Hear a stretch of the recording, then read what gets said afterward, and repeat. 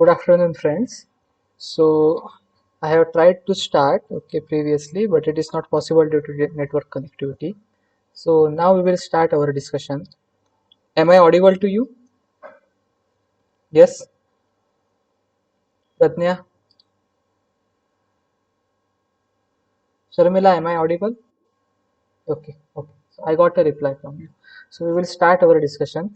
So, in last session, we are having one question. What do you mean by session poisoning and session hijacking? I have shared some material on your Google Classroom also regarding the same. So what is session hijacking? Hijacking, okay, if you see this particular web link also, what is session hijacking? It is nothing but you are using the session ID is used in a malicious way. That is called the session hijacking, right? So it is exploitation of computer session or session key. So every session is having a session ID or session key, and that particular session ID or session key is utilized by the unauthorized person. That is nothing but a session hijacking. तो क्या होता है कि session ID को और session की को unauthorized person उसे access कर लेता है और अपने फायदे के लिए यूज करता है, उसे हम बोलेंगे सेशन हाईजैकिंग। तो आपने ये चीज सुना होगा कि बहुत बार कि दो पार्टी के बीच में कम्युनिकेशन चल रहा है, मतलब ये सेशन चल रहा है और इसके अंदर कोई मैलिशियस पर्सन एंटर कर लेता है और उस सेशन आईडी को और सेशन की को क्या कराता है, चुराता है, स्टोल करता है। तो उसे हम सेशन हाईजैकिंग बोलते हैं, हाईजैक कर लेता है सेशन को। ये टर्म कहाँ से आई है?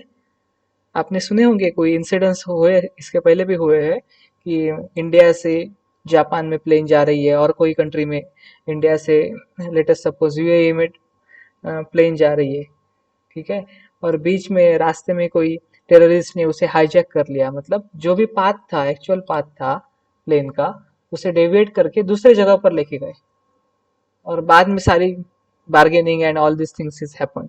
ठीक है, ये इसके पहले भी हुआ है, बहुत बार हुआ है ये चीज, 1998 में भी हुआ था। तो that is consider plane hijacking. Similarly this is the case of session hijacking. तो सेशन हाईजैकिंग मतलब क्या करते हैं कि आपके सेशन आईडी को और सेशन की को क्या कराते हैं, बीच में स्टोल करते हैं। और ये स्टोल कौन कर रहा है कि अनऑथराइज पर्सन कर रहा है, इसलिए ये सेशन हाईजैकिंग है। यदि ऑथराइज पर्सन उसे यूज कर रहा है तो सेशन हाईजैकिंग का सवाल नहीं आता है, लेकिन यदि अनऑथराइज पर्सन यदि उसे चुरा रहा है, स्टोल कर रहा है, तो सेशन हाईजैकिंग हो जाता है। और उसे हमें यदि मिनिमाइज करना है, सेशन हाईजैकिंग को कम करना है, तो आपको कुकी में कुछ पैरामीटर्स को सेट करना होता है। वहां पर एक सिक्योर फ्लैग रहता है, उस सिक्योर फ्लैग को क्या करते हैं, हम सेट कर देते हैं, ट्रू बनाते हैं। और यदि हम सिक्योर फ्लैग को यदि ट्रू बनाएंगे तो एक तरीके से सेशन हाईजैकिंग करने में बहुत दिक्कत आती है और सेशन हाईजैकिंग नहीं होता। ये किस तरह से किया जाता है कि जब हम इस फ्लैग को ट्रू बनाते हैं, सिक्योर फ्लैग को ट्रू बनाते हैं, तो ये जो हमारा कनेक्शन है, जो HTTP कनेक्शन है, वो कन्वर्ट होता है HTTPS में। अब अब जो कम्युनिकेशन हो रहा है, चल रहा है, ये जनरली HTTPS होता है। ठीक है, आपने देखा होगा कि एड्रेस बार में भी ये दिखाई देता है। यदि आप ये जो कम्युनिकेशन हमारा हमारा अभी जो कम्युनिकेशन चल रहा है, गूगल मीट चल रहा है, वहां पर भी आप यदि देख सकते हो, आपके मोबाइल पर भी देख सकते हो, इट इज HTTPS कम्युनिकेशन। तो it is somewhat secure then normal HTTP communication. ठीक है, तो इसकी वजह से हम क्या कर सकते हैं कि सेशन आईडी का जो हाईजैकिंग है उसे प्रिवेंट कर सकते हैं। तो HTTPS कम्युनिकेशन क्या करता है कि सेशन आईडी जो है उसके बदले में क्या करता है कि उसके बदले दूसरी सेशन आईडी को दिखाता है, मैपिंग कर लेता है। आपने सुना होगा कि जो आधार नंबर है उसके लिए अभी एक वर्चुअल आधार नंबर भी आता है।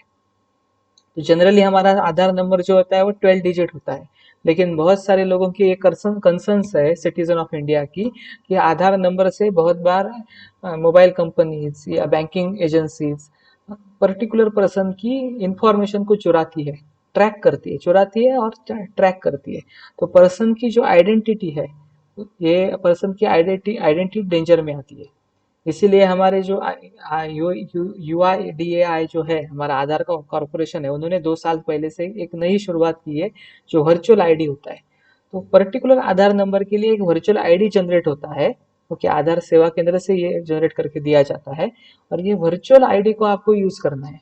तो आपका जो एक्चुअल आधार नंबर है ये क्या होगा, दिखाई नहीं देगा, कि किसी को दिखाई नहीं देगा, आपको केवल वर्चुअल आईडी यूज करना है, वर्चुअल आधार नंबर यूज करना है. Okay, it can be generated online. Okay, so this is the example of preventing our information from the external user or malicious user more correctly. तो ये भी क्या करता है, HTTP को HTTPS में लेके जाता है, मतलब जो सेशन आईडी रहती है उस सेशन आईडी को कन्वर्ट करके दिखा देता है. तो ओरिजिनल सेशन आईडी कभी भी पता नहीं चलती, तो मैलिशियस अटैक होने की जो प्रोबेबिलिटी है वो कम हो जाती है. In that way we can prevent the session hijacking. तो आपको आइडिया आया कि एग्जैक्टली क्या है सेशन हाईजैकिंग. ठीक है, इस तरह के क्वेश्चंस को आपको करना चाहिए. It will be useful for your technical rounds. Okay, for your campus placement. One more question is there, session poisoning. इस तरह का ही है, सेशन हाईजैकिंग जैसा ही ये टर्म है. सेशन पॉइजनिंग मतलब जो डेटा होता है सेशन के बीच में, जो डेटा का कम्युनिकेशन होता है दो पार्टी के बीच में, उस डेटा को मॉडिफाई कर लेना. यहाँ पर चुराने की बात नहीं है, हम किसी के की को या सेशन के आईडी को नहीं चुराते हैं. रादर हम क्या करते हैं, जो भी कम्युनिकेशन हो रहा है उस कम्युनिकेशन को ही बदल देते हैं. We are changing the data और we are changing the information which is shared between the two parties. That is the example of session poisoning. I also shared the material regarding the session poisoning. Okay, I have told you the concept. Okay, related material I have also shared on your Google Classroom. You can see it. और ये session poisoning जो है वो बहुत ही vulnerable है, क्योंकि session hijack यदि हुआ तो पता चलता है एटलीस्ट कि हमारा सेशन मैलिशियस यूजर ने हाईजैक कर लिया है. तो ये एटलीस्ट पता चलता है, हम आगे वाला कम्युनिकेशन तो स्टॉप कर सकते हैं. लेकिन यदि सेशन पॉइजनिंग हुआ तो जो हमारे जो कम्युनिकेशन है वो रॉन्ग होता है, मिस कम्युनिकेशन हो जाता है. तो दो पार्टी के बीच में एक्चुअल जो कम्युनिकेशन होना है उसके बदले अलग कोई कम्युनिकेशन हो जाता है, due to which there is a possibility of serious business dangers. यदि ये दो सॉफ्टवेयर कंपनीज के बीच में कम्युनिकेशन हो रहा है या दो मैन्युफैक्चरिंग फर्म्स के बीच में कम्युनिकेशन हो रहा है और कोई भी दो कंपनीज के बीच में कम्युनिकेशन हो रहा है, और ये यदि मिसकम्युनिकेशन हुआ, रॉन्ग वे से कम्युनिकेशन हुआ, तो शायद जो भी उनके बीच में बिजनेस चल रहा है उसके ऊपर इम्पैक्ट हो सकता है. शायद उनके बीच में जो रिलेशनशिप है वो ब्रेक भी हो सकती है. So it will be more dangerous. Session poisoning is more dangerous as compare to the session hijacking. So in case of hijacking, we at least we can stop it. We can stop the losses. Okay, in case of poisoning, it is not possible to stop because हमें पता ही नहीं चलता है कि हमारा data change हो रहा है, मैलिशियसली हमारा डेटा चेंज हो रहा है, ये तो पता ही नहीं चलेगा हमें. ठीक है, तो हम कोई एक नॉर्मल हैंडशेकिंग मैसेज भेज रहे हैं और कुछ अलग तरीके से ये दूसरे पार्टी की तरफ पहुंच रहा है, तो इट इज मोर डेंजरस. ठीक है, तो दो आदमी यदि बात कर रहे हैं, हम रियल वर्ल्ड में ये देख सकते हैं, दो दो व्यक्ति यदि बात कर रहे हैं और ये अलग अलग जगह पर है, ये सामने नहीं है, अपने सामने नहीं है, और ये टेलीफोनिक डिस्कशन कर रहे हैं, और ड्यू टू टेलीफोनिक डिस्कशन के बीच में यदि किसी ने डेटा पॉइजनिंग कर लिया, तो जो भी कम्युनिकेशन है वो गलत तरीके से जा सकता है, ये गलत वे से जा सकता है. ठीक है, और एग्जांपल दे सकते हैं, Indian prime minister end Chinese prime minister is communicating. Okay, and both are communicating in their mother tongues. So Indian prime minister is using a Hindi language and Chinese prime minister is using a Chinese language. Okay, so will be a translator between these two parties, right? ये जो translator है इसकी उसकी जो भूमिका है बहुत important है. उसने यदि गलत तरीके से ट्रांसलेशन कर लिया, दोनों के बीच में जो भी रिश्ते है, रिलेशनशिप है दो कंट्रीज के बीच में, वो इम्पैक्ट हो सकती है. ठीक है, तो दो प्राइम मिनिस्टर जो बात कर रहे हैं उनके बीच में जो कम्युनिकेशन है वो बहुत इंपॉर्टेंट होता है नेशनल सिक्योरिटी के हिसाब से एंड नेशनल रिलेशनशिप के भी हिसाब से. यदि ट्रांसलेटर ने गलत तरीके से उसे यदि काम किया, उसके ऊपर ट्रांसलेट कर लिया, तो वहां पर बहुत बड़ा इम्पैक्ट आ सकता है. सिमिलरली यहाँ पर भी सेशन पॉइजनिंग में भी यही हो सकता है. So it is more dangerous as compare to the session hijacking. ठीक है, is it clear? Ankita, we have discussed session hijacking and session poisoning. I will share the recorded session also, so don't worry about it. Okay, otherwise you can ask to other members.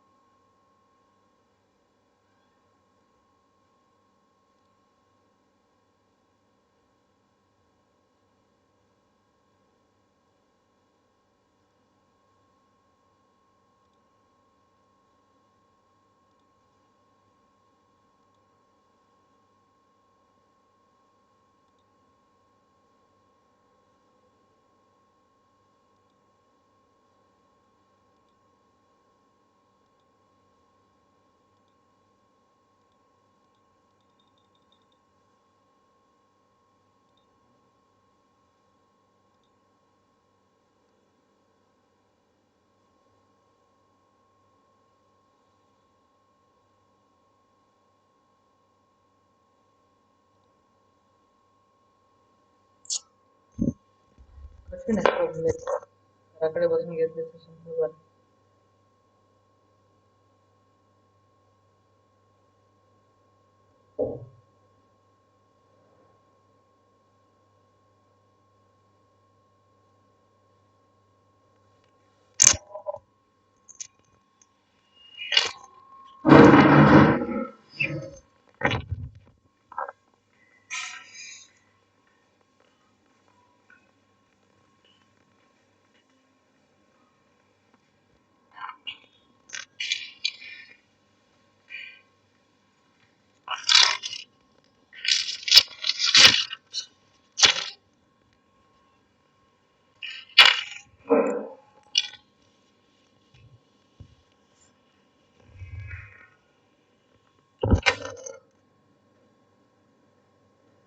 वापरताय त्याने madam, वापरताय तुम्ही? काय करतो direct direct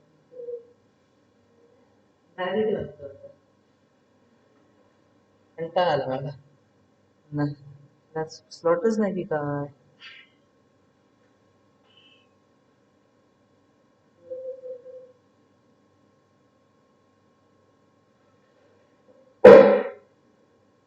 madam मेरा स्लॉटच नाही. हे wifi enable आहे. काय विषय?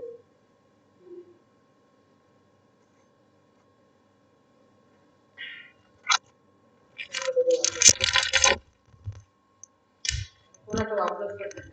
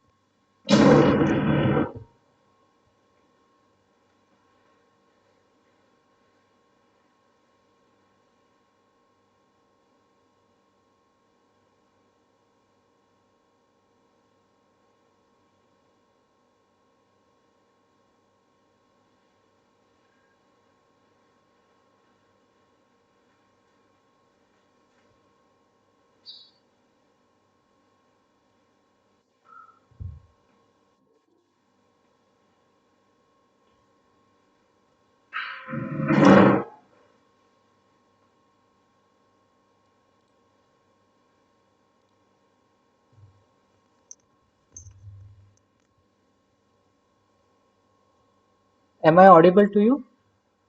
Yes.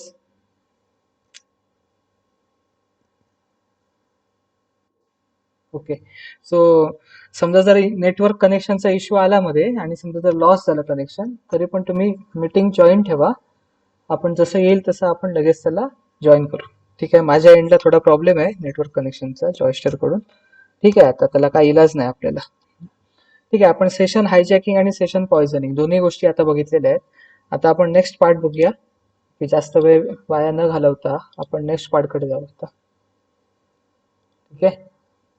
तर आपल्याला आजच्या सेशनमध्ये सर्व्हलेटला MySQL बरोबर कसं कनेक्ट करायचं ते बघायचं आहे आपल्याला. So I have install MySQL on this machine, right? This is the window of MySQL. So I will share a screen now. Okay, this is I am sharing. I think it is visible to you. If it is not visible, then just tell me. Yes, Ankita, is it visible? Sharmila, Shubham. ठीक आहे. जर visible नसेल ना कुठल्याही पॉइंटला तर लगेच सांगा तुम्ही. अदरवाइज विजिबल आहे असं मी अज्युम करतो. ठीक आहे. So this is your MySQL command line client. We have seen it. हा तुम्ही डेटाबेसची प्रॅक्टिकल जेव्हा केला तेव्हा ह्या गोष्टी बघितलेल्या आहेत. थर्ड सेमिस्टरलाच बघितल्या तुम्ही ह्या गोष्टी. ठीक आहे. तर आता ह्यामध्ये जर डेटाबेस आपल्याला बघायचे असतील तर आपण काय करतो, शो डेटाबेसेस कमांड देतो. जे तयार डेटाबेस आहेत ते बघण्यासाठी शो डेटाबेसेस म्हणतो. So these databases are already available. हे सिस्टम डिफाईन्ड असतात. ज्यावेळेला आपण तो डाउनलोड करतो MySQL त्यावेळेला हे डेटाबेस तयार होऊन येतात. आपण आपले नवीन डेटाबेस बनवू शकतो, ऍड करू शकतो. नवीन डेटाबेस बनवण्यासाठी कोणती कमांड आहे, क्रिएट डेटाबेस. ह्या गोष्टी झालेल्या आहेत ना तुम्हाला. आता नवीन नाही आहेत. Create database, database name example. ठीक आहे. तो क्रिएट डेटाबेस हे कमांडचं नाव आहे आणि एक्झाम्पल काय डेटाबेसचं नाव आहे. तुम्ही एक्झाम्पल 1 म्हणा, एक्झाम्पल 10 म्हणा, anything you can give it. ठीक आहे. तेव्हा कोणतंही नाव देऊ शकता. मी एक्झाम्पल असं नाव दिलं. ज्या वेळेला आपण ही कमांड फायर करतो त्यावेळेला काय आहे, डेटाबेस क्रिएट झालेला आहे. आता समजा आपण शो डेटाबेसेस कमांड ही जर परत दिली तर आपल्याला आता बनवलेला डेटाबेस पण दिसेल. बघा तुम्हाला आता बनवलेला डेटाबेस पण दिसतोय. कुठे आहे, टॉपला आहे. आता आपण जो नवीन डेटाबेस बनवलेला आहे त्याला आपल्याला वापरायचा आहे. वापरायचं आहे म्हणजे यूज करायचं आहे. तेव्हा कमांड काय, use name of the database, that is example. Use example. ठीक आहे. तेव्हा आपण आता एक्झाम्पल डेटाबेसला वापरणार आहोत. थोडक्यात ह्या स्क्रीनवर जेवढे डेटाबेस दिसतात म्हणजे 7 डेटाबेस आहेत. आता देर आर 7 डेटाबेसेस. या 7 पैकी आपण एक्झाम्पल डेटाबेस वापरतोय. मग त्या एक्झाम्पल डेटाबेस मध्ये तुम्ही टेबल क्रिएट करू शकता, टेबल क्रिएट करू शकता, त्याला अल्टर करू शकता, डिलीट करू शकता, इन्सर्ट करू शकता टेबलमध्ये data. You can do it anything. So now I will create a table. Okay. So I will create a table which is required in my program. So let us suppose I am creating a table. Table is a login table. Okay, let us suppose it is a login table I want to create. So काय syntax आहे, create table. Okay. त्यानंतर table name let us suppose login आहे. त्यानंतर आपल्याला column बद्दल सांगावं लागतं. त्या टेबलचे कॉलम कोणते आहेत ते पण आपल्याला सांगावे लागतात. ठीक आहे. तर त्या टेबलचे कॉलम समजा आपण अज्युम करतोय युजर नेम अँड पासवर्ड. आपल्याला एक लॉग इन ऍप्लिकेशन बनवायचं आहे. युजर नेम, त्याचा डेटा टाईप आपण व्हॅरकॅर घेतलाय, साईज 20 घेतली. ओके. आणि सेकंड काय आहे आपला पासवर्ड, त्याचा डेटा टाईप अगेन आपण व्हॅरकॅर घेतलाय. व्हॅरकॅरचा अर्थ काय तुम्हाला माहिती आहे प्रत्येकाला, की साईज 20. ठीक आहे. आणि आपण ही कमांड फायर केली तेव्हा टेबल काय झालं आपलं, क्रिएट झालं. आता त्यानंतर तयार झालेल्या टेबलमध्ये आपल्याला काय करायचंय, डेटा इन्सर्ट करायचा आहे, म्हणजे रो इन्सर्ट करायचे आहेत. पण त्याआधी आपण ते टेबल तयार झालं की नाही पाहूया. त्यासाठी कोणती कमांड आहे, शो टेबल्स. जशी शो डेटाबेस कमांड आहे तशी शो टेबल्स कमांड आहे. Okay. Table is created. Now we will fire a command insert into table name is login. ठीक आहे. आता परत डेटाबेसचं नाव देण्याची गरज नाही, फक्त टेबल नेम द्यायचं. ठीक आहे. त्यामध्ये पहिला जो पार्ट आहे, फर्स्ट कॉलम आहे, ते युजर नेम साठी आहे. मग युजर नेम द्यायचं आहे आपल्याला. Latest suppose ABC. You can give any user name as per your choice. And the second is password is also ABC. Now important thing is that when you are giving these particular values, okay, the values should be in a single quotation. तेव्हा query मध्ये आपण values कशा द्यायच्या, single quotation मध्ये द्यायच्या. आणि जर आपण त्या व्हॅल्यू जर किंवा एक त्या व्हॅल्यूज जर आपल्याला प्रोग्रामिंग मध्ये घ्यायच्या असतील तर आपण डबल कोटेशन मध्ये देतो. ठीक आहे.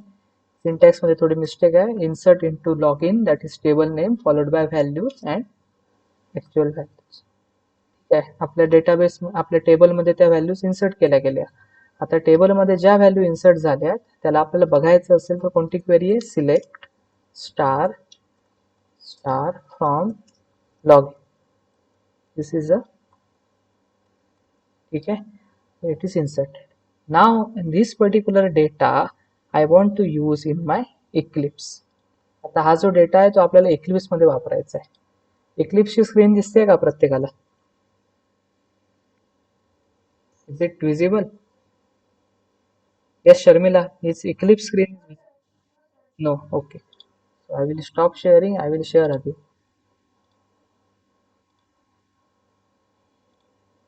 ठीक आहे, ठीक आहे. Now is it visible ना? ओके, ठीक आहे. तर आता एक मी इथे रेडीमेड तयार केला आहे कोड, आपण त्याला मग मॉडिफाय करू. क्लासचं नाव काय आहे? DB connection servlet. याआधी आपण नॉर्मल जावा प्रोग्रामिंग मध्ये डेटाबेस कनेक्टिव्हिटी बघितली होती, स्विंग मध्ये पण बघितली होती, त्यामुळे त्याच्या स्टेप्स तुम्हाला माहिती आहेत. फक्त आता एकदा तुम्हाला सर्व्हलेट मध्ये कसं वापरायचं आहे ते बघितलं पाहिजे. तेव्हा तिथे आपण काय करायचो, आपण एक्सटेंड करायचो जे फ्रेमला स्विंग मध्ये, ठीक आहे ना. पण आता इथे आपण सर्व्हलेट वापरतोय तेव्हा एक्सटेंड कुठल्या क्लासला करणार आपण? HTTP servlet. So this is the name of a class, DB connection servlet that we have created. ठीक आहे. त्यानंतर बऱ्याचशा गोष्टी प्री डिफाईन्ड असतात, तयार असतात. त्यानंतर आपण सर्व्हिस मेथड वापरली आहे. तुम्ही म्हणाल सर डू गेट किंवा डू पोस्ट का वापरली नाही? आपण वापरू शकतो, डू गेट किंवा डू पोस्ट पण वापरू शकतो, परंतु आता आपण HTML कडून सध्या कोणतेही इनपुट घेत नाही. आणि HTML कडून जर आपण इनपुट घेत नाही तर आपल्याला डू गेट डू पोस्टची आवश्यकता नाही. म्हणून मी डायरेक्टली सर्व्हिस मेथड वापरलेली आहे. आणि आपल्या लाईफ सायकलच्या ज्या मेथड्स आहेत सर्व्हलेटच्या, त्या मेथड्स तुम्हाला माहिती आहेत कोणत्या आहेत? Init, service, destroy. त्यामधली इनिट मेथड इनिशियलायझेशन साठी असते, डिस्ट्रॉय मेथड सर्व्हलेटला डिस्ट्रॉय करण्यासाठी असते, आणि सर्व्हिस मेथड मध्ये आपण बिझनेस लॉजिक प्रोसेसिंग करतो. आता हे एक प्रकारचं बिझनेस लॉजिक आहे, त्यामुळे आपण सर्व्हिस मेथड मध्ये लिहितो. ठीक आहे. तर सर्व्हिस मेथडचे हे दोन पॅरामीटर्स आहेत. डू पोस्ट, डू गेटला सुद्धा सेम पॅरामीटर्स होते. त्यानंतर एक्सेप्शन आलं असेल तर एक्सेप्शन थ्रो केलं जाईल, अदरवाईज ओके आपण काय करू, सर्व्हिस मेथड मध्ये एंटर करू. त्यानंतर प्रिंट रायटरचा ऑब्जेक्ट क्रिएट केलाय, याबद्दल आपण ऑलरेडी डिस्कस केलाय, नंबर ऑफ टाइम्स डिस्कशन केलंय. आपण आता HTML चे टॅग दिलेत या ठिकाणी, HTML हेड, बॉडी, आणि बॉडी कम्प्लीट केल्यानंतर आता आपण कनेक्टिव्हिटीचा पार्ट करणार. तेव्हा ज्या गोष्टी आपल्याला कराव्या लागतात, कनेक्शन, स्टेटमेंट, रिझल्ट सेट, त्या ऑब्जेक्ट्सना म्हणजे त्या रेफरन्सना आपण काय बनवलंय? नल बनवलंय सुरुवातीला. त्यानंतर ट्राय ब्लॉक मध्ये आपण डेटाबेस कनेक्टिव्हिटीच्या स्टेप्स करतोय. तो step number 1 is load the driver. त्या ड्रायव्हरला लोड करायचं असतं, ते तुम्हाला माहिती आहे कसं करायचं, com.mysql.jdbc.driver. नेक्स्ट स्टेप काय? Make the connection. Okay, make the connection मध्ये काय करायला लागतं आपल्याला, की 3 पॅरामीटर्स द्यावे लागतात. फर्स्ट पॅरामीटर असतो आपला डेटाबेस स्ट्रिंग, ठीक आहे, ज्यामध्ये JDBC:mysql: IP ऍड्रेसचं नाव, आणि जर आपण स्वतःच्या मशीनवरती करत असू तर लोकल होस्ट. त्यानंतर पोर्ट नंबर, हा डेटाबेसचा पोर्ट नंबर आहे, MySQL बाय डिफॉल्ट 3306 पोर्ट नंबरवर रन होतं. आणि त्यानंतर डेटाबेसचं नाव, आता आपण बनवलाय डेटाबेस, कोणता बनवला? एक्झाम्पल बनवला. आणि आपण user name password by default आहे तेच वापरतोय, रूट अँड रूट. ठीक आहे. त्यानंतर स्टेटमेंट क्रिएट केलाय by using a create statement command. Same things are there, जे तुम्ही स्विंग मध्ये केलं होतं तेच राहणार आहे डेटाबेस कनेक्टिव्हिटी मध्ये, त्या गोष्टी बदलणार नाही. ठीक आहे. त्यानंतर रिझल्ट RS मध्ये आपण एक्झिक्यूट क्वेरी केली. सिलेक्ट स्टार फ्रॉम सर्व्हलेट मधल्या त्याऐवजी आपल्या टेबलचं नाव आहे login. Select star from login. ठीक आहे. तेव्हा टेबलचं नाव जे असेल ते तुम्हाला द्यावं लागेल. त्यानंतर ज्या गोष्टी आपल्याला फेच केल्या जातील, ज्या गोष्टी आपल्याला मिळतील, त्या आपण काय करणार आहोत? डिस्प्ले करणार आहोत. ठीक आहे. त्या गेट ऑब्जेक्टची वगैरे गरज नाही. RS डॉट मेथड कोणती आहे आपली? Gate string. आपण अगदी मिनिमम गोष्टीमध्ये त्या गोष्टी करूया. आणि सेकंड काय? RS डॉट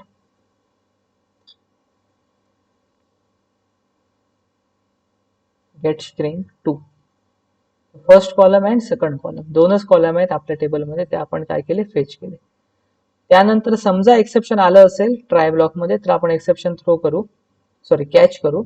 आणि फायनली मध्ये आपण काय करणार आहोत? सगळ्याची आपण बनवलेली ऑब्जेक्ट्स आहेत, RS असेल, स्टेटमेंट असेल, कॉन असेल, या सगळ्या ऑब्जेक्टना आपण काय केलंय? क्लोज केलंय.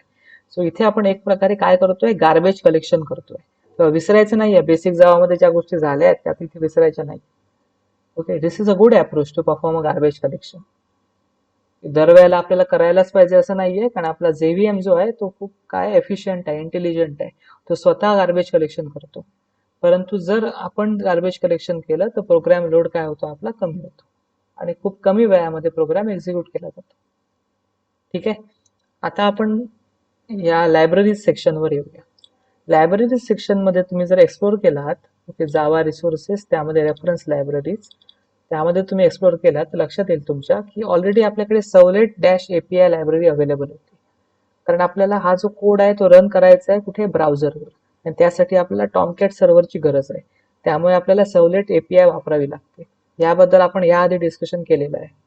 पण त्याबरोबरच आपल्याला अजून एक लायब्ररी लागणार आहे, त्याचं नाव आहे MySQL लायब्ररी. आपण ज्या वेळेला स्विंगची प्रॅक्टिकल्स केली होती तेव्हा तुम्हाला माहिती आहे की आपण MySQLची लायब्ररी काय केली होती, ऍड केली होती. ते लायब्ररी ऍड करण्यासाठी कोणती मेथड असते, रेफरन्स लायब्ररीजवर जायचं किंवा लायब्ररीजवर जायचं, राईट क्लिक म्हणायचं, किंवा आपल्या प्रोजेक्टवर जायचं, राईट क्लिक म्हणायचं, आणि बिल्ड पाथ करायचं. Then configure build path. When configure build path is there, this particular window is open. ही विंडो दिसते का प्रत्येकाला स्क्रीनवर? Properties for welcome first. Sharmila, window दिसते का ही properties for welcome first? Okay, ठीक आहे. ही खूप महत्वाची विंडो आहे. आणि त्यामध्ये आपल्याला इथे सेक्शन्स असतात बघा, add jar, add external jar, add variable, add library, and so on. ठीक आहे. आता टॉमकॅट सर्व्हरची जी लायब्ररी होती ती काय होती, एक्सटर्नल जार होती. सिमिलरली मायस्क्यूएलची लायब्ररी सुद्धा एक्सटर्नल जार आहे. काय करायला लागतं आपल्याला, ऍड एक्सटर्नल जार म्हणावं लागतं, आणि ती ऍड एक्सटर्नल जार केल्यानंतर लायब्ररी ऍड करावी लागते. मग ही जी लायब्ररी आहे ती मी डी ड्राईव्हवर सॉफ्टवेअर फोल्डरमध्ये ठेवलेली आहे. मी आधी ती डाउनलोड केली आहे लायब्ररी. मग तुम्हाला सुद्धा ती लायब्ररी डाउनलोड करावी लागेल आणि तुमच्या अप्रोप्रिएट एका फोल्डरमध्ये ठेवावी लागेल. आणि ज्या वेळेला ती ऍड करायची असेल त्यावेळेला त्या लायब्ररीला सिलेक्ट करावं लागेल आणि ओपन म्हणावं लागेल. I have already open, okay, so hence it is available. ठीक आहे. त्यानंतर आपण अप्लाय म्हणणार आहोत आणि अप्लाय अँड क्लोज म्हणणार आहोत, म्हणजे ती लायब्ररी इथे ऍड होईल. जर आपल्याकडे MySQL लायब्ररी अवेलेबल नसेल, जार फाईल अवेलेबल नसेल, तर आपण डेटाबेस कनेक्टिव्हिटी करू शकणार नाही. आपला प्रोग्राम रन करता येईल पण database connectivity is not possible. ठीक आहे. आता आपण हा कोड रन करण्याचा प्रयत्न करूया.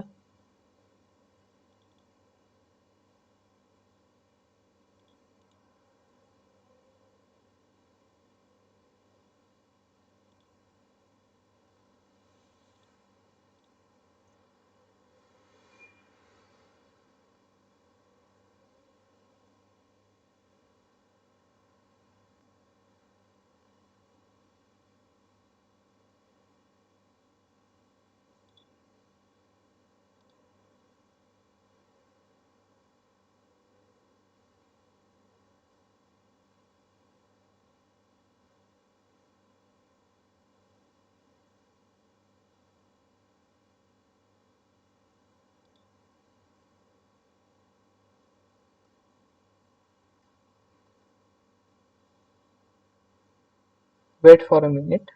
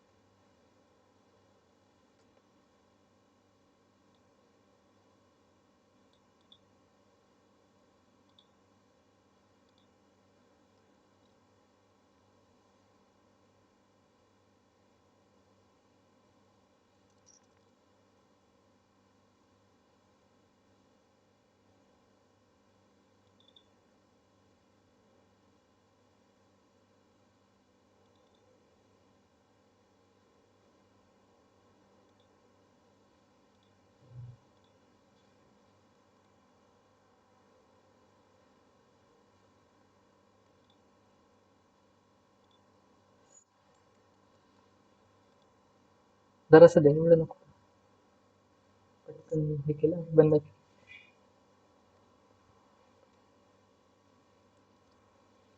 तिळगुळ घ्या आणि गोड गोड बोला.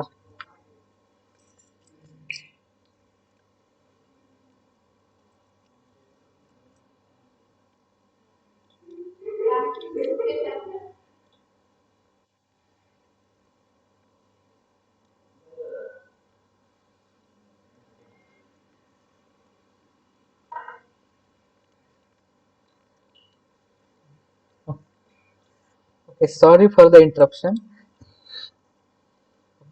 So, am I audible now? Okay. So, we are discussing this part.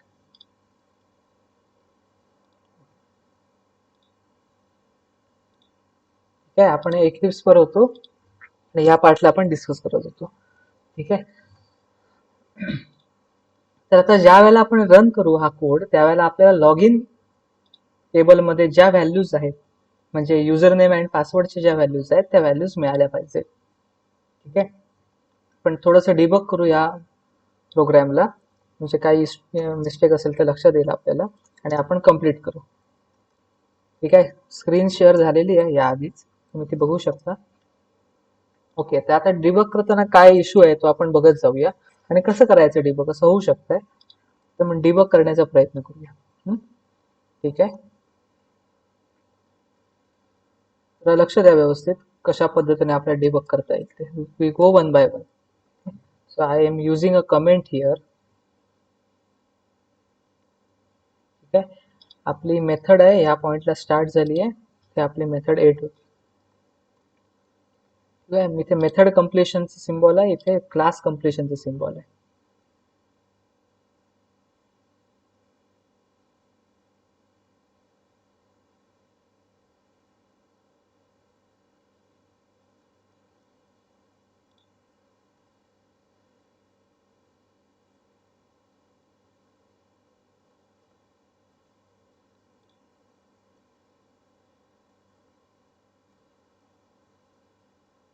ठीक आहे.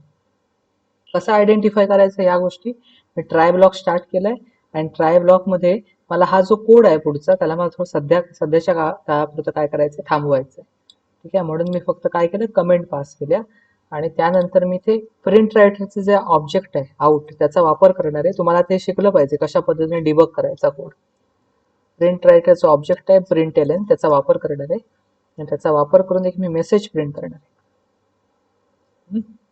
लक्ष द्या कशा पद्धतीने आपण डिबग करू शकतो ही ऍक्टिव्हिटी. ठीक आहे. आता आपण बघूया की आपल्याला या पार्ट पर्यंत आपलं लॉजिक क्लिअर आहे का किंवा कम्प्लीट आहे का. रन ऑन सर्व्हर केल्यानंतर ज्या स्टेप्स होतात त्या दिसतात का तुम्हाला रन ऑन सर्व्हर नंतर? शर्मिला, ही विंडो दिसते का तुम्हाला? सर्व्हर स्टार्ट होतो ती विंडो दिसते ना तुम्हाला? नेक्स्ट, फिनिश, रिस्टार्ट सर्व्हर हे पण दिसतं का तुम्हाला? Okay, very good, very. तेव्हा सर्व्हर जो स्टार्ट असतो तो सर्व्हर स्टॉप केला जातो आणि परत सर्व्हर स्टार्ट होतो. तुम्ही इथे या स्टेप्स बघू शकता. So we are getting a problem here only. Exception report string dot equals object because em is null. So we will find out what is em here.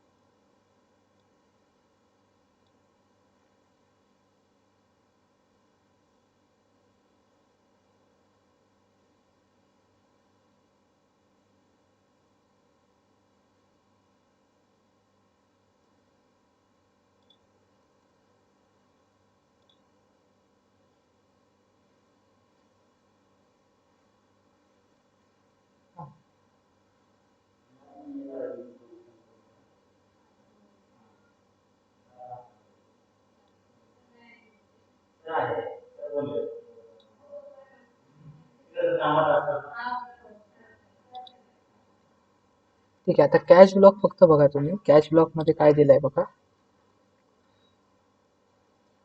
हे आपण एक्सेप्शन मेसेज देऊ catch block मध्ये.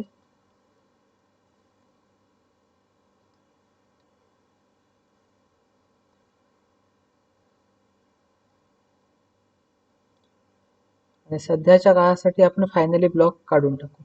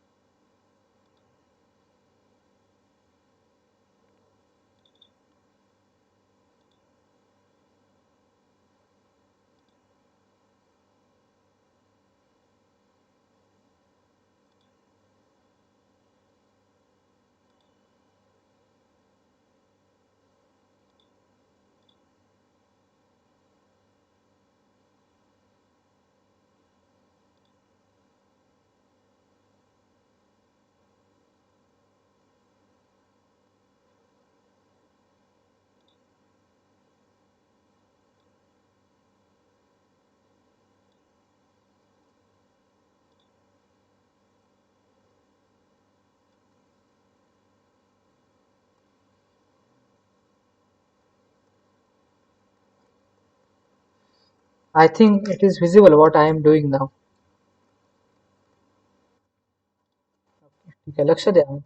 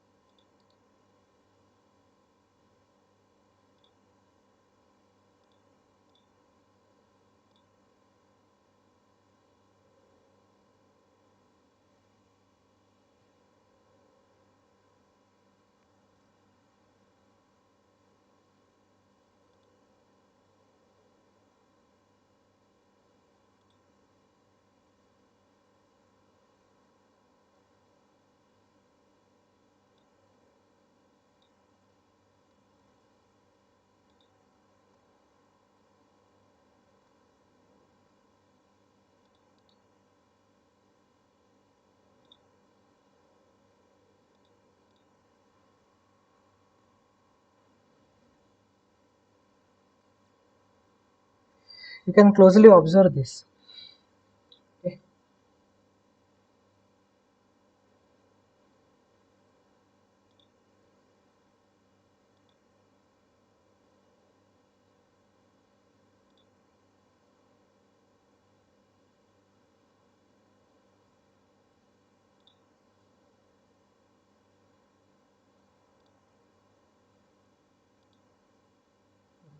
I think this is issue here.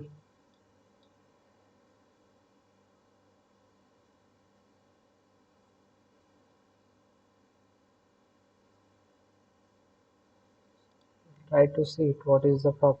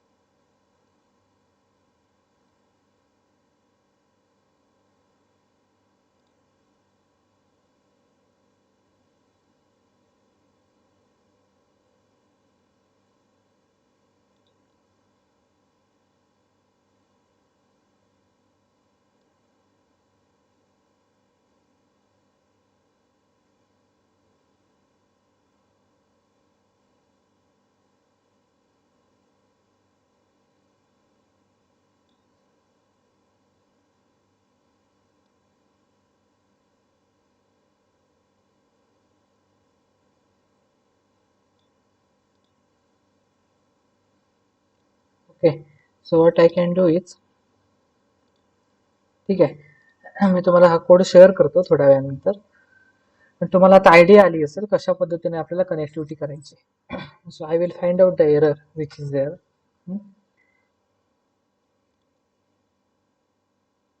आपल्याला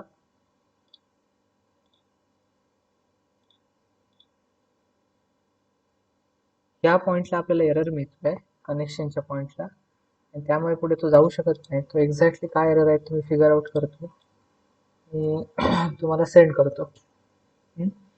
या स्ट्रिंगमध्ये काय error आहे तो आयडेंटिफाय करतो आणि तुम्हाला मी सेंड करतो. Otherwise remaining part is clear to you, right? Okay, by using rs.next method, we are using this. Okay, we can use get object or we can directly use rs.getString also. Okay, both the ways it is correct.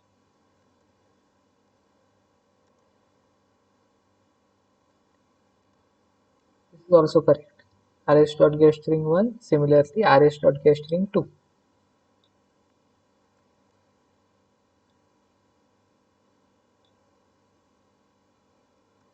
अजून थोडा वेळ लागेल तो error find out करायला. तो error find out करेन, तुम्हाला मी code पाठवेन. ओके, आपल्याला फायनल आउटपुट काय आलं पाहिजे की लॉग इन टेबलमध्ये ज्या व्हॅल्यूज आपल्याकडे अवेलेबल आहेत त्या सर्व व्हॅल्यूज आपल्याला शो करता आल्या पाहिजे. लॉग इन टेबलच्या व्हॅल्यूज आपल्याला रिप्रेझेंट करता आल्या पाहिजे. दिस इज अवर मोटिव्ह. हे आपलं टार्गेट असलं पाहिजे.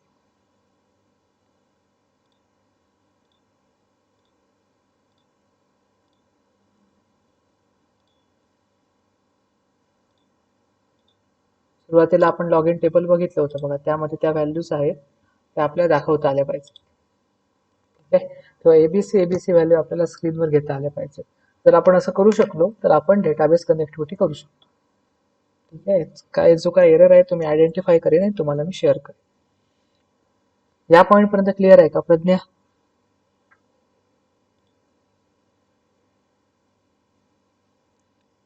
अंकिता, येस.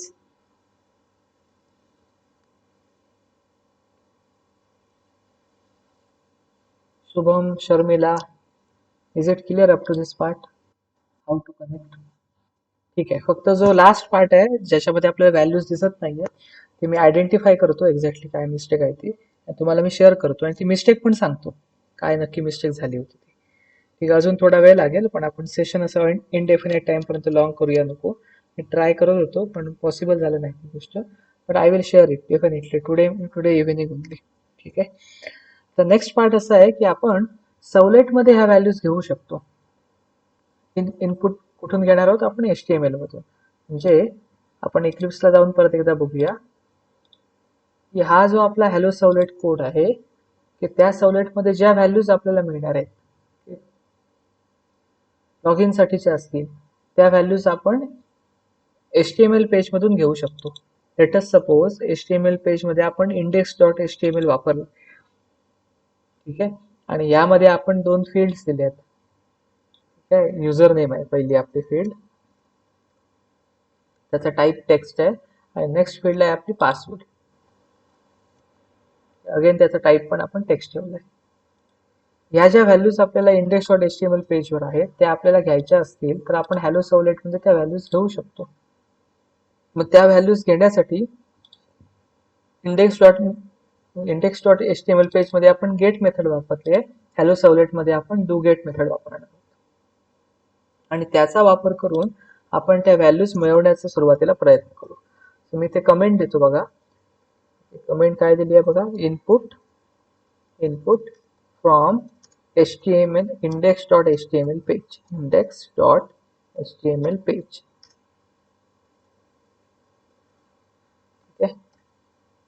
म्हणजे आता यापुढे ज्या गोष्टी करणार आहोत ते आपण इनपुट घेणार आहोत. तर इनपुट घेण्यासाठी आपली मेथड ऑब्जेक्ट कोणतं आहे? Request dot get parameter.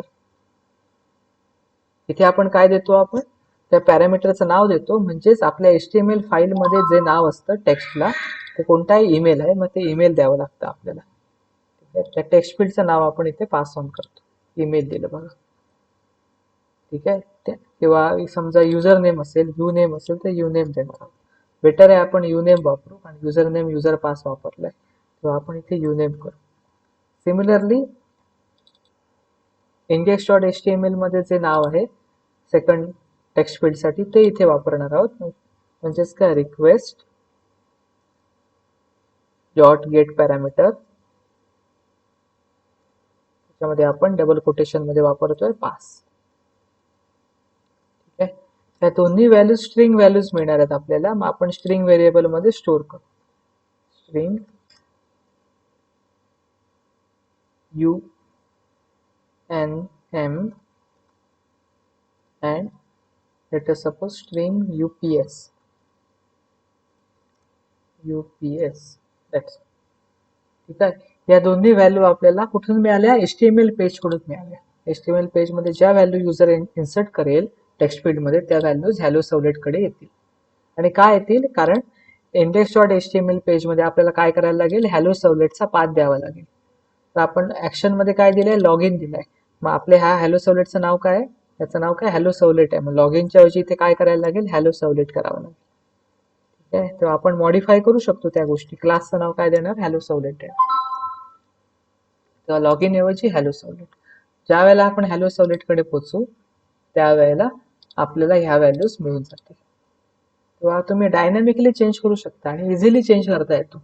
फक्त मॅपिंग करायचं आहे. HTML फाईल मध्ये क्लासचं नाव द्यायचं ज्याकडे जायचं आहे आणि त्या क्लासमध्ये गेल्यानंतर हॅलो सवलेट मध्ये गेल्यानंतर व्हॅल्यूज काय करायच्या? इनपुट करून घ्यायच्या by using get parameter method. आता ह्या व्हॅल्यूज इनपुट करून घेतल्यानंतर तुम्हाला काय करायचंय की टेबलमध्ये ज्या व्हॅल्यूज आहेत आणि क्लायंटने दिलेल्या ज्या व्हॅल्यूज आहेत त्या मॅच होतात की नाही हे बघायचं आहे. तेव्हा क्लायंटने दिलेल्या व्हॅल्यू आपल्याकडे युनेम UNM आणि UPS मध्ये आहेत. त्या क्लायंटने दिलेल्या व्हॅल्यू आहेत.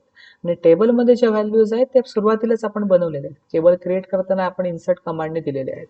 आता मॅचिंग करायचं असेल तर आपल्याला काय करायला लागेल, डेटाबेस कनेक्टिव्हिटी करावी लागेल. मग इथे आपण डेटाबेस कनेक्टिव्हिटी करणार आहोत, त्या स्टेप्स आहेत आपल्या कनेक्टिव्हिटीच्या. आणि आता इथे आपण कोणती सिलेक्ट ऐवजी इन्सर्ट क्वेरी देणार आहोत, किंवा सिलेक्ट क्वेरीने सुद्धा आपलं काम होऊ शकतं. सिलेक्ट क्वेरी देणार आहोत. सिलेक्ट क्वेरी दिल्यानंतर RS मध्ये काय असेल, डेटा आलेला असेल. ठीक आहे, मग RS डॉट नेक्स्ट करणार आहोत, म्हणजे फर्स्ट रो कडे येऊ आपण. आणि ज्या वेळेला आपण RS डॉट नेक्स्ट करू त्यावेळेला तेव्हा RS मध्ये जो डेटा अवेलेबल आहे, किंवा आता ह्या केसमध्ये लॉग इन टेबलमध्ये एकच रो आहे ज्याच्यामध्ये एबीसी युजर नेम पासवर्ड आहे. मग त्या दोन्ही गोष्टी कुठे येतील, RS कडे येतील. ज्या वेळेला आपण RS डॉट नेक्स्ट करू त्या फर्स्ट रो कडे पोहोचू. आता ज्या व्हॅल्यूज आहेत त्या व्हॅल्यूज क्लायंटने दिलेल्या व्हॅल्यूच्या काय झाल्या पाहिजेत, मॅच झाल्या पाहिजेत. मग आपण काय करणार आहोत, इफ UNM डॉट म्हणजे मेथडला कॉल करतोय, equals RS dot gate string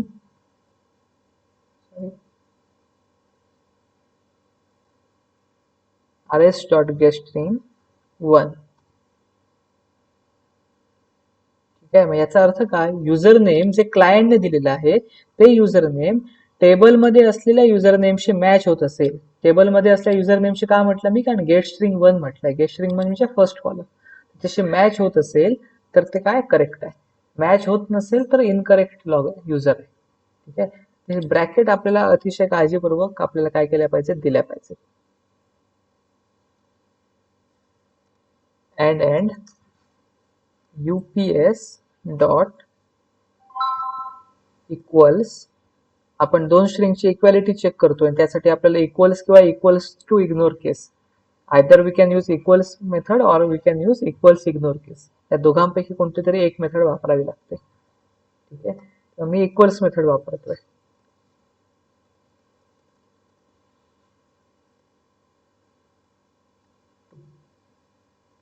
पहिल्यांदा असेल तर युजर नेम आहे म्हणून आपण कॉलम इंडेक्स 1 दिला, आणि सेकंड टाइम पासवर्ड होता म्हणून कॉलम इंडेक्स 2 दिला. जर ते मॅच होत असेल तर आपण मेसेज देणार आहोत की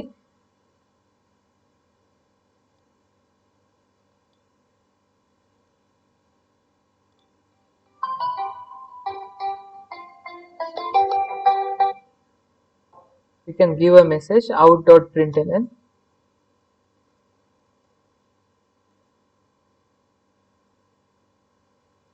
valid user. Otherwise we can give a message in else part, we can give a message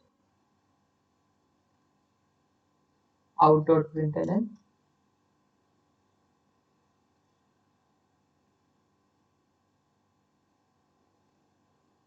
invalid user. That's it. This is very easy. If you identify it, this is very easy. म्हणजे आपण client कडून आलेल्या value डेटाबेसच्या व्हॅल्यूशी काय करू शकतो, check करू शकतो आणि त्याची व्हॅलिडिटी एस्टॅब्लिश करू शकतो. युजर व्हॅलिड युजर असेल तर व्हॅलिड म्हणून सांगू शकतो, अदरवाइज इनव्हॅलिड युजर मेसेज देऊ शकतो. हा पार्ट क्लिअर आहे का प्रत्येकाला?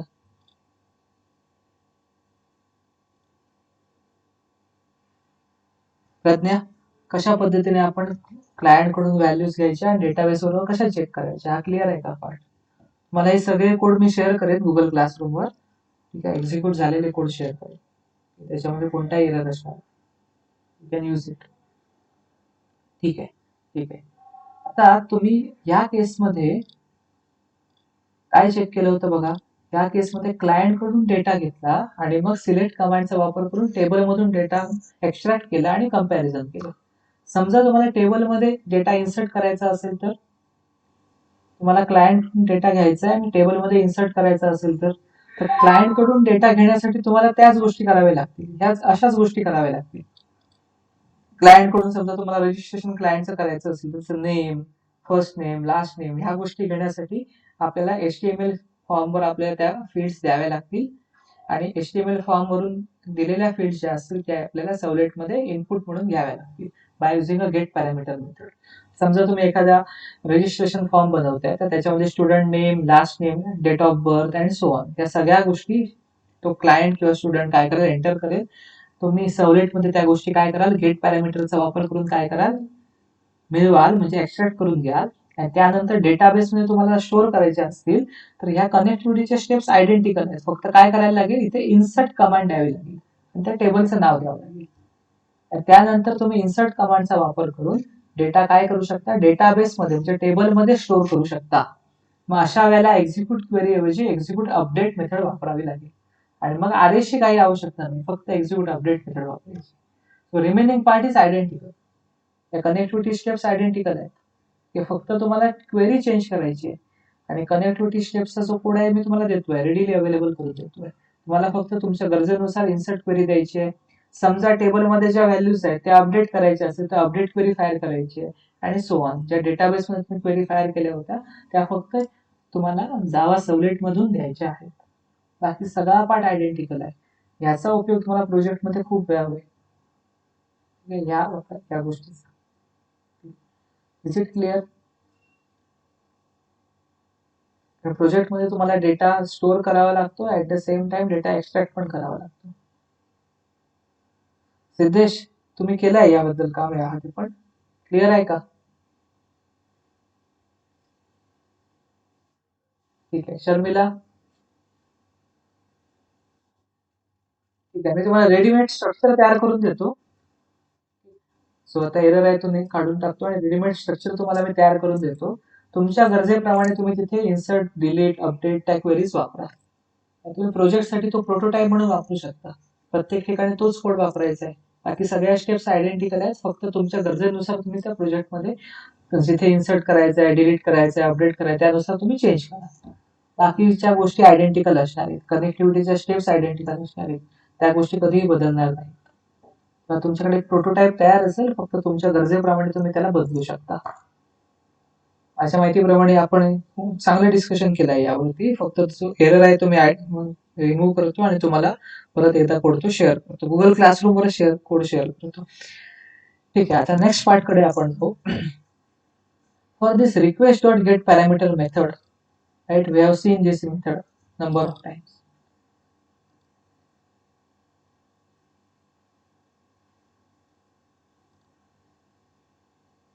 Sorry.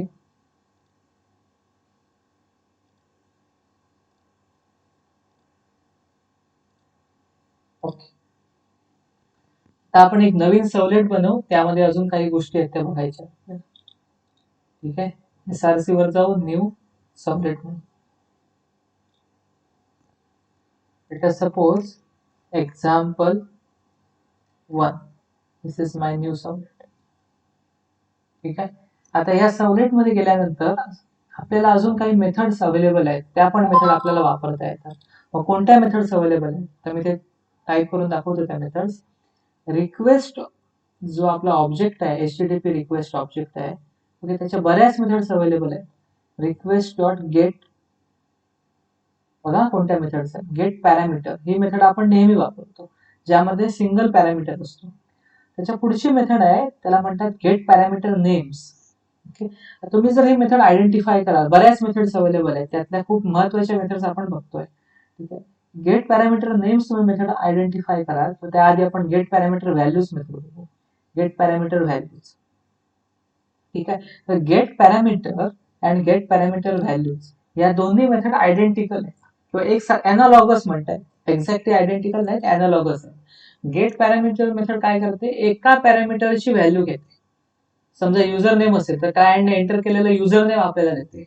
आणि गेट पॅरामीटर व्हॅल्यूज काय करते, क्लायंट ज्या वेळेला एकापेक्षा जास्त व्हॅल्यू एखाद्या ठिकाणी एंटर करतो त्या सगळ्या व्हॅल्यूज देते.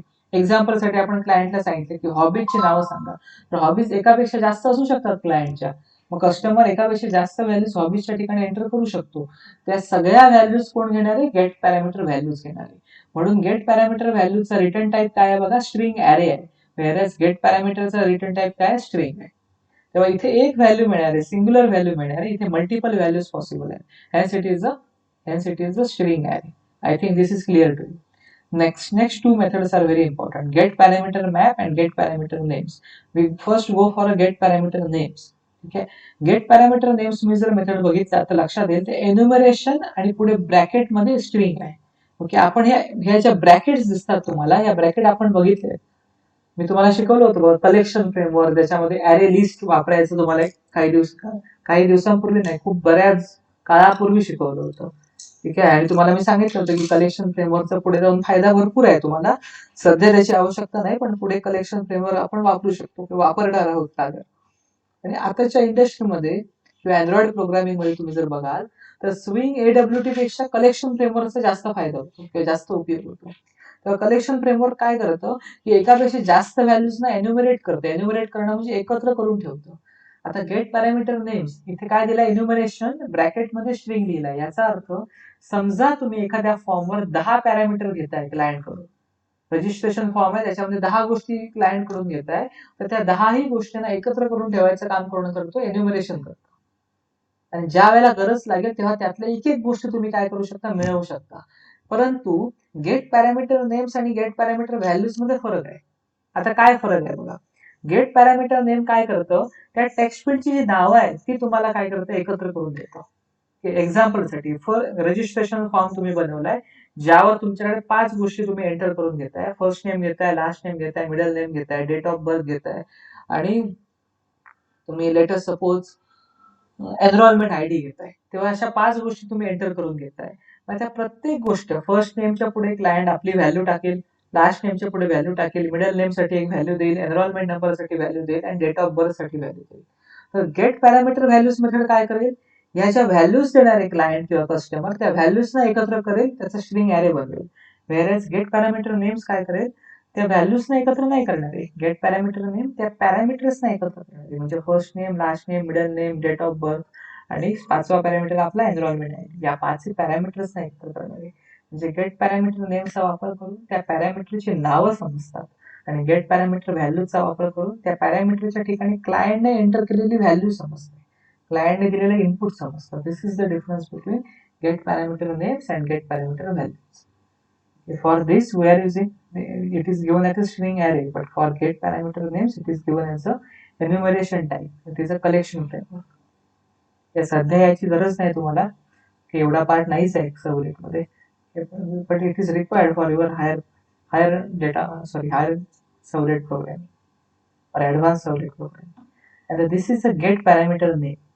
ठीक आहे.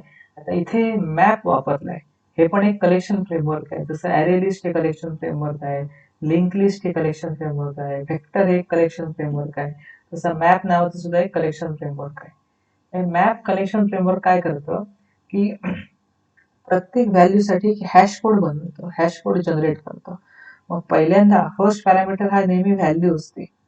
आता व्हॅल्यू कोणती, तर युजरने एंटर केलेली व्हॅल्यू, इनपुट केलेली व्हॅल्यू. आणि सेकंड पॅरामीटर त्याचा हॅश कोड असतो, आणि हा हॅश कोड स्ट्रिंग फॉर्मॅटमध्ये, स्ट्रिंग ॲरेमध्ये स्टोअर केला जातो. पण खूप मोठा हॅश कोड असतो, त्यामध्ये बऱ्याच स्ट्रिंग्स असतात, त्याला काय केलं जातं, रिप्रेझेंट केलं जातं. ओके, सो एक प्रकारे हॅशिंग जे करतो आपण डेटा स्ट्रक्चरमध्ये, ते करण्याचं काम कोण करतं, गेट पॅरामीटर मॅप करतो. So it is performed by the get parameter map, but we are not using it any hashing or other techniques. Okay, and nowadays we are not using map also. We are using only array list and vector, and it is sufficient. So no need to discuss this method again. Okay, we have to just know about these methods: get parameter method, get parameter values, and get parameter names. समजा ह्या मेथड्सवर question आला तुम्हाला MCQ मध्ये, तर तुम्हाला answer करता आला पाहिजे. ठीक आहे. Now for this request object there are some more methods are available. Okay, one method is a get protocol. ह्या गेट प्रोटोकॉल कशासाठी, तुम्ही कोणता प्रोटोकॉल वापरताय कम्युनिकेशनसाठी, HTTP वापरताय, HTTPS वापरताय, किंवा some other protocol you are using it. Okay, that is identified by using a get protocol method. एवढा हा ऍडव्हान्स आहे की तो प्रोटोकॉलला सुद्धा आयडेंटिफाय करू शकतो by using a get protocol method.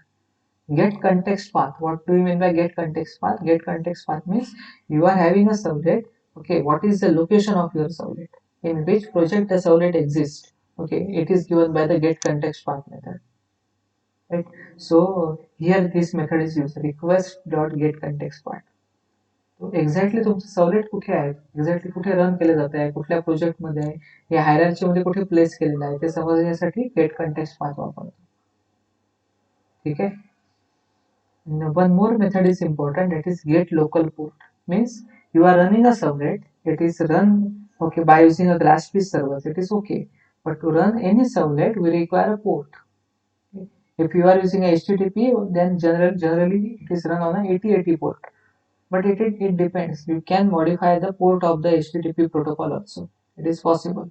If you have modified that port number from 8080 to 8081, okay I have told you how to modify it. मी ते पण दाखवलंय तुम्हाला एका व्हिडिओमध्ये कशा पद्धतीने आपण पोर्ट नंबरला पण काय करू शकतो, मॉडिफाय करू शकतो. इक्लिप्स मध्ये पण ती प्रोव्हिजन अवेलेबल आहे. But if you modify that port number from 8080 to 8082 8085, okay, then local port number, okay, which you configured on your machine is given by the get local port method. So it is very intelligent. It gives each and everything about your servlet, okay, and about your request object. Similarly, there are a number of methods associated with the response object. The methods associated with the request object in the same terms, the methods are associated with the response object. But remember that with request object, request is an input object. So the methods which are associated with the request is related to the input, related to the customer input, client input. That is get parameter values, get parameter names. This is nothing but a client input. Whereas the methods related with the response object are associated with the outputting the message. Response बरोबर ज्या methods असतील त्या सगळ्या काय असतील, output कसं द्यायचं याच्यावरच्या असतील. ओके, मग तुम्ही आता मेथड बघू शकता. आपण कुकीला ऍड करतो तेव्हा ऍड कुकी मेथड आहे, लास्ट सेशन मध्ये बघितली होती. किंवा आपल्या युआरएल ला एनकोड करायचं असेल तर एनकोड युआरएल मेथड आहे. इक्वॅलिटी चेक करायची असेल तर इक्वल्स मेथड आहे अँड सो ऑन. तुम्हाला जर हॅश कोड वापरायचं असेल तर हॅश कोड मेथड अवेलेबल आहे. ओके, तुम्हाला एरर लॉग द्यायचा असेल, you want to give a error, okay, through a servlet, then it is given by the send error method. You want to redirect from first servlet to another servlet, one servlet to another servlet by using a send redirect method. It is also possible. Okay, I will show you how to use this send redirect method. If you want to use this method, okay, dot send redirect.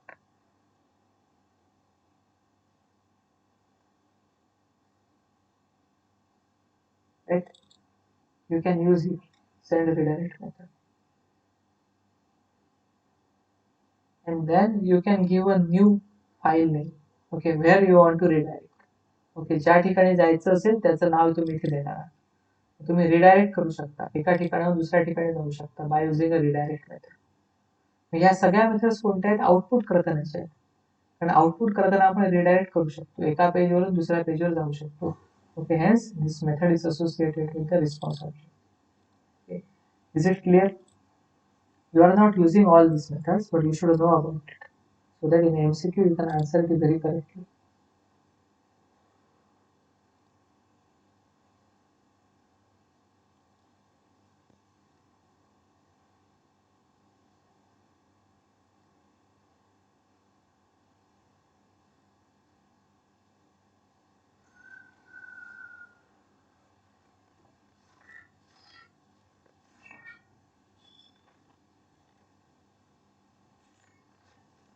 Yes, whether is it clear?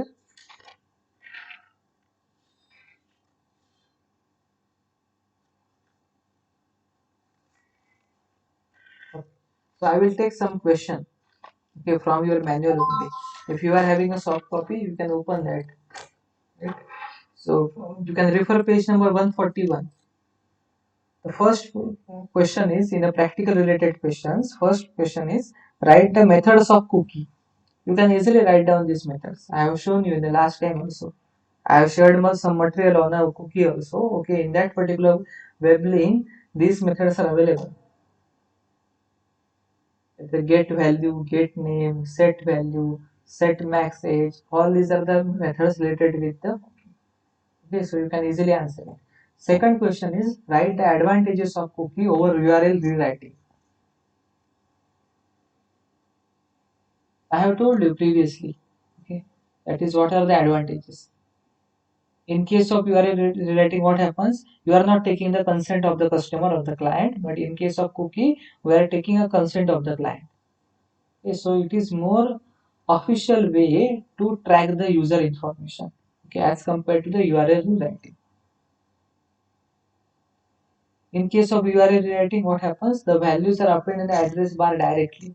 But in case of cookies, values are not appended in the address bar. They have been stored so that any servlet, okay, can utilize that cookie values. Okay, so these are the number of advantages of using a cookie.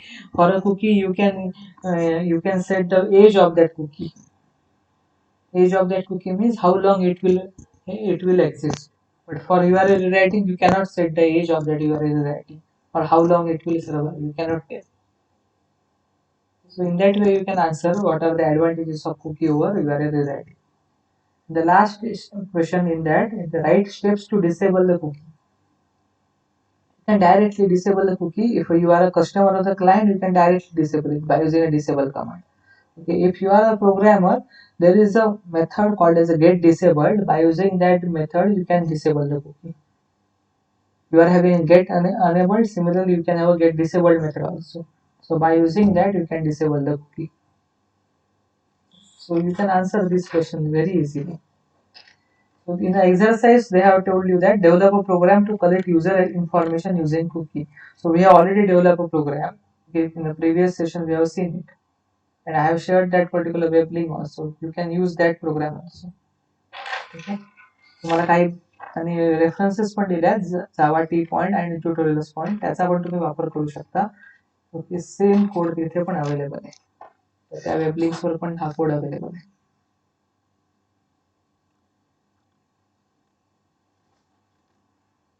ठीक आहे. तुम्हाला त्याआधी page number 139 वर एक code दिलाय. Okay, आणि ज्यामध्ये cookie set केलेले आहेत आणि त्या कुकीला सेट केल्यानंतर त्याचा आउटपुट तुम्हाला लिहायला सांगितलंय. सेम कोड आहे जो आपण याआधी बघितलेला आहे. तुम्ही इझिली तो कोड करू शकता. कोड म्हणजे तुम्हाला फक्त एक आन्सर लिहायचं आहे. कुकी क्रिएट केलाय, त्या कुकीचं नाव आहे की युनेम आणि युनेम मध्ये त्याची व्हॅल्यू काय केली आपण एंटर करून घेतली आहे. गेट पॅरामीटर मेथड कडून ती व्हॅल्यू घेतली आहे आणि ती एन मध्ये स्टोअर केली आहे. क्लायंट जी काय व्हॅल्यू आपल्याला एंटर करून देईल ती व्हॅल्यू काय येईल आपल्या एन व्हेरिएबल मध्ये स्टोअर होईल आणि नंतर ती कुकी मध्ये स्टोअर केली जाईल. सर्वलेट 2 वर ज्यावेळेला आपण जाऊ त्यावेळेला ती व्हॅल्यू काय करू आपण डिस्प्ले करू. हे सेम कोड आहे जो आपण ऑलरेडी करून बघितलाय लास्ट सेशनला. जर क्लायंटने सौरभ अशी व्हॅल्यू दिली असेल तर सौरभ अशी व्हॅल्यू काय होईल प्रिंट केली जाईल. हॅलो अँड पुढे सौरभ अशी व्हॅल्यू दिसेल. आपण सेम आउटपुट पण बघितलंय लास्ट सेशन मध्ये. So you can write down it is very easy. Have you gone through that HTTP session part? बघितला का HTTP सेशन पार्ट तुम्ही शर्मिला? लास्ट टाइमला जो आपण राहिला होता आपला एक point HTTP session, have you gone through it?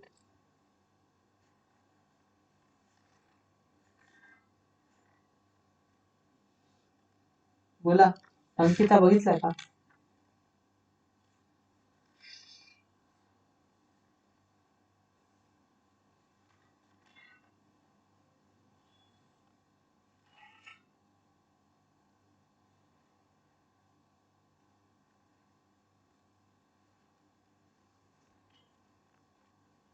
Pragya सांगा.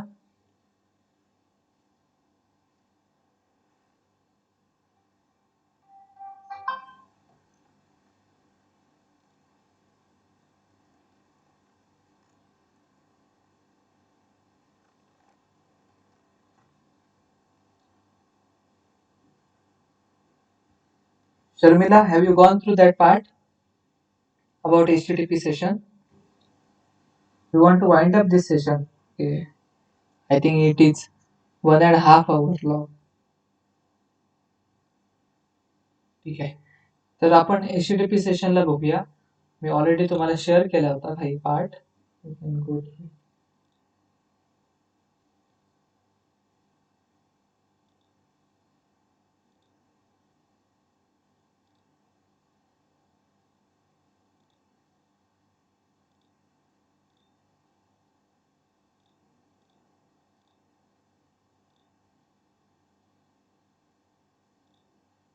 Okay. So I think this is visible. Session management in Servlet using HTTP session. We have already seen remaining part that URL rewriting and all the steps. So this is a HTTP session. There are two important methods of HTTP session. One is a get session method, okay, and the second one is a get session with boolean parameter. So boolean parameter is a create. Create means if you want to create it, then it should be true. Get session true means you want to create a HTTP session, and if get session is false means you don't want to create a HTTP session. Okay, that's all. It is very easy. So if when client is giving a request to a server, the server is creating a session ID. I am talking about his session ID, and if this session ID is modified, okay, or ident or this if this session ID is tracked by the malicious user, then there is a possibility of session hijacking. Okay, so session ID is associated with the HTTP session. For a next request, again there is a one session ID is created by the web server, and these session IDs are stored by the web server only. Web server is storing the session ID and it is creating the session ID also. These are the methods of HTTP session interface. So HTTP session is an interface, it is not a class. Remember this. These are the methods: get creation time, get ID, invalidate, then is new, set attribute, and get last access time. So all these are the methods of HTTP session. This is one example they have given. Okay, similarly, you can create your own example. Okay, they are using a Eclipse only. Okay, this is Eclipse ID only. So you can type this example in Eclipse or use this example in Eclipse. So here they have created one text field. In HTTP session servlet 1 they are creating a HTTP session.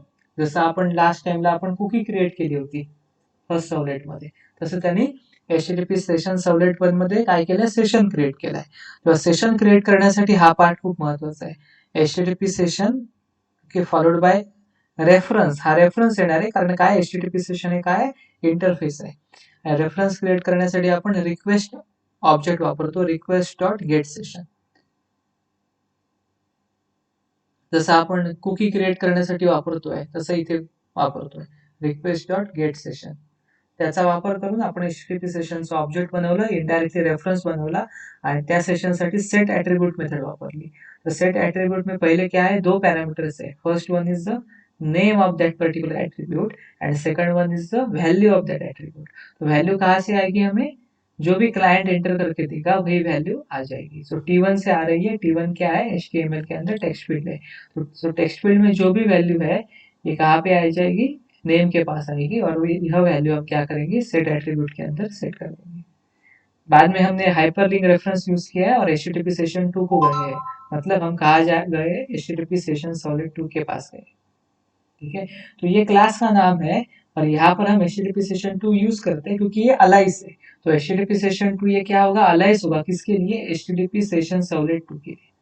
हमने बताया, हमने देखा है किस तरह से Alice use करते हैं.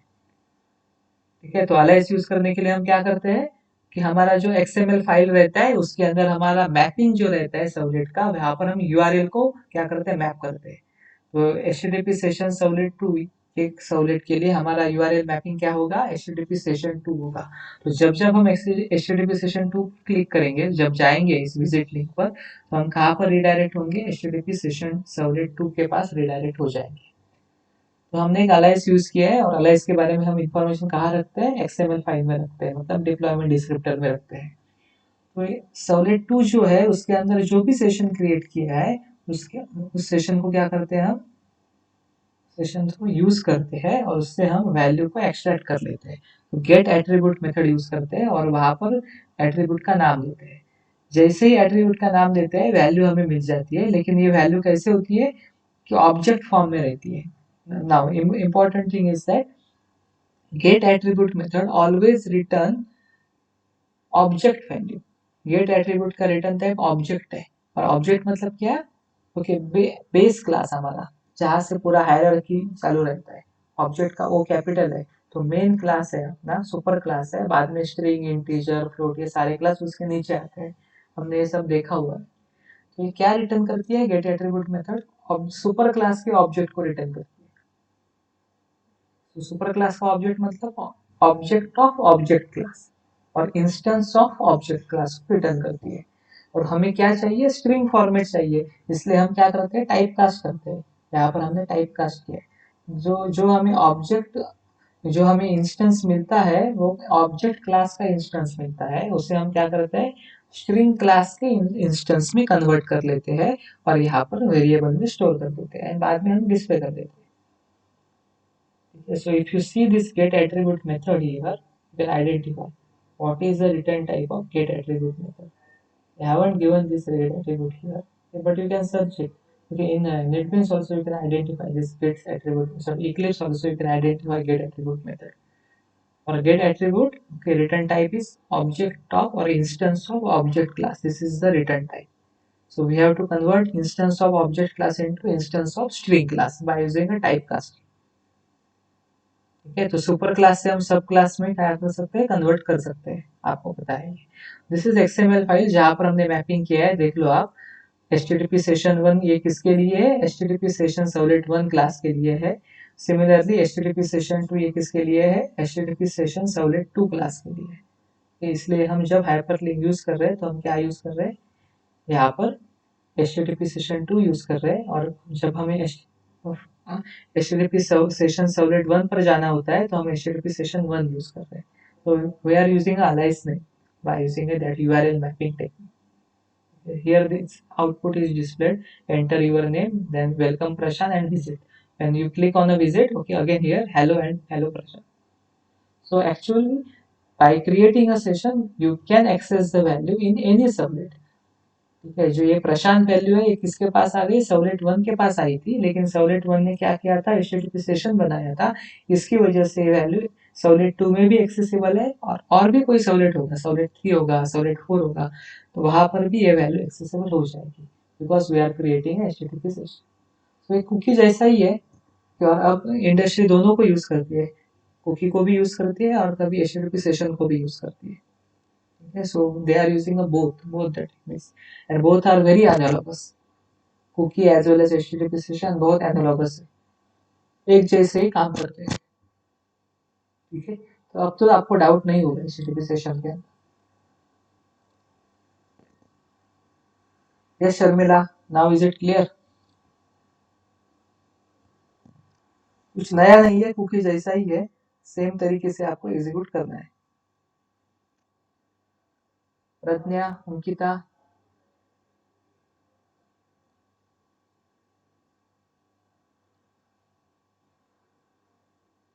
ठीक आहे, तुमच्यासाठी आता होमवर्क आहे, कारण बरंच काम झालंय आपलं, जवळपास आपण सगळं फिनिश अप केलंय। तुम्हाला कोणता डाऊट आहे का आतापर्यंत झालेल्या गोष्टींमध्ये?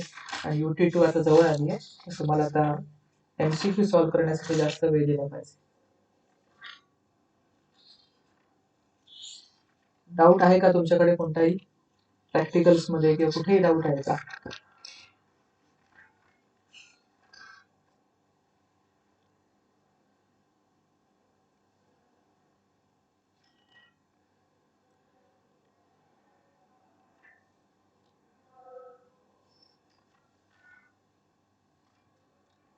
शर्मिला बोला, सिद्धेश, कोणताही डाऊट असेल तर सांगा।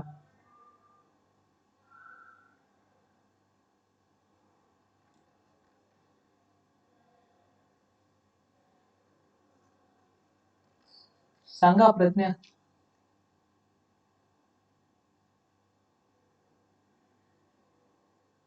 ठीक आहे, तर माझा एक क्वेश्चन आहे, ओके, राईट डाऊन दिस। ओके, तुम्हाला पेज नंबर 118 रिफर करायचा आहे, कोणता आहे, page number 118, sorry, okay, page number 118।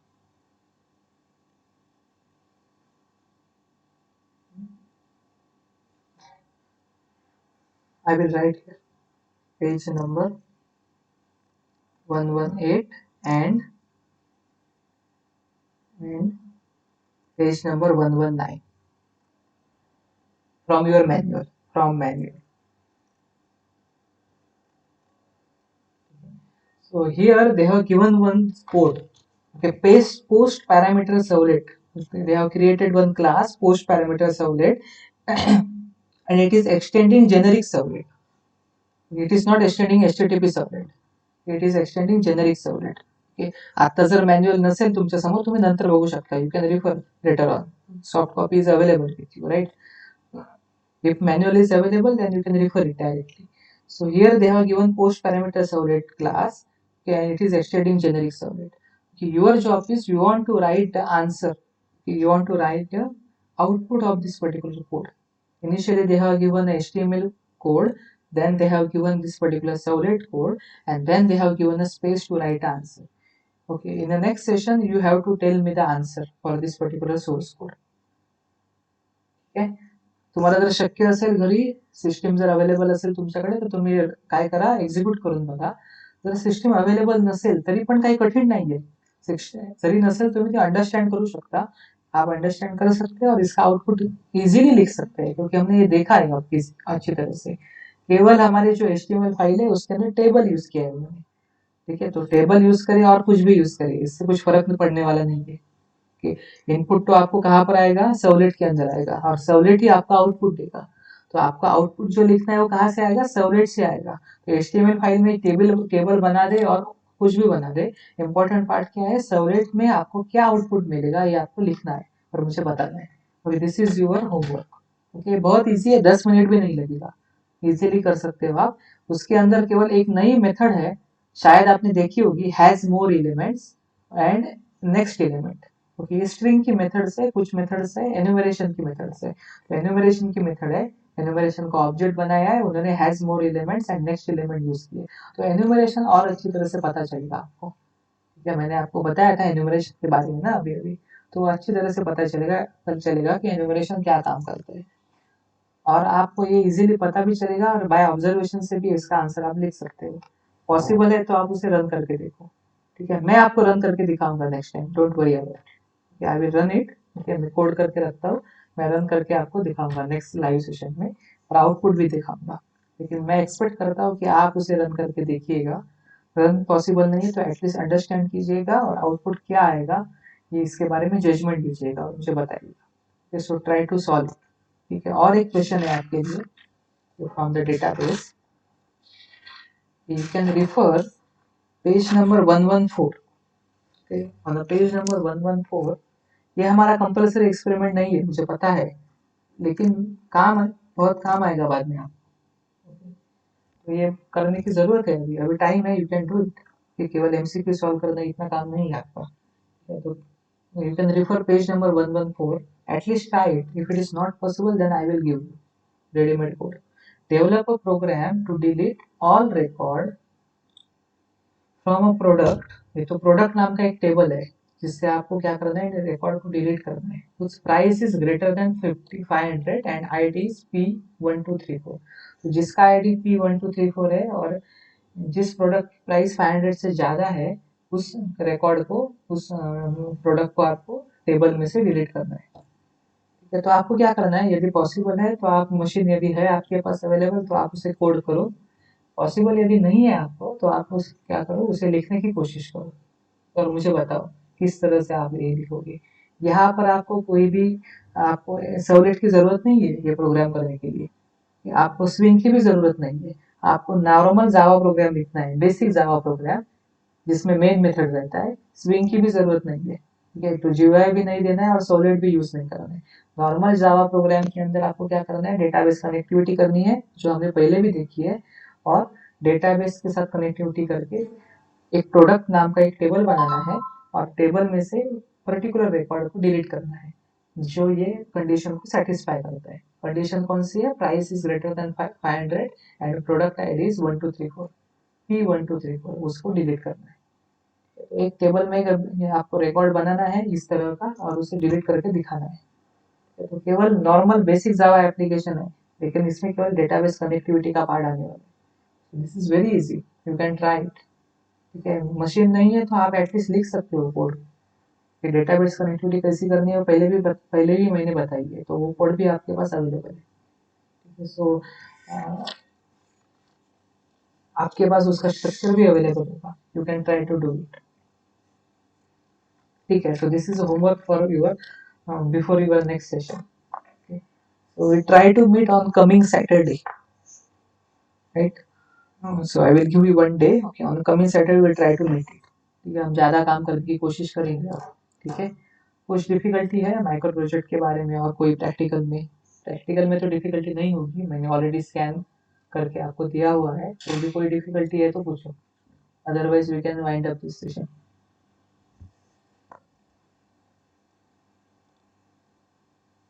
Is questions clear to you? There are two questions that I have given to you. Okay, you can try for it. Any doubt is there, Sharmila? Okay. तुम्ही एक भरपूर वेळ आहे तुमच्याकडे, तुम्ही उद्याचा दिवस घ्या, परवा आपण भेटूया त्यावेळेला. ठीक आहे. थँक्यू. थँक्यू.